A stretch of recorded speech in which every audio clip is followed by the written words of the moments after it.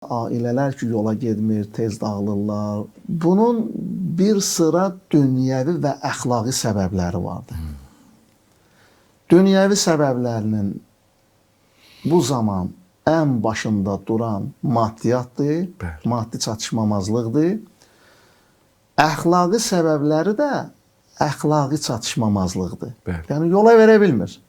Qadın kişisini yola verə bilmir, kişi də qadınına sahib dura bilmir. Yəni o kişilik məsuliyyəti ki var, onu çəkə bilmir. Qadın da qadın kimi ona tabe olmalıdır, onun ismətini, iffətini, abrını, həyasını qorumalıdır, yetərincə göstərə bilmir. Və təbii ki, burada ailə başçılarının da müdaxiləsi olur filan, onda da işimiz yoxdur. Amma İslam dini bizə nə öyrədir?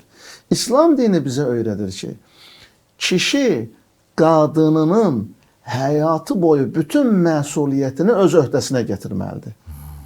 Yəni, kişinin ailədə kişilik dəyəri həyat yoldaşının maddi və mənəvi məsuliyyətinə layiqincə cavab verməkdir. Və onun müqabilində qadının da öz ərinin müqabilində onu uca tutmaqdır, onu dəyərləndirməkdir, ona tabe olmaqdır, onun hər bir çətinliyində onun dərdinə şərik olmaqdır.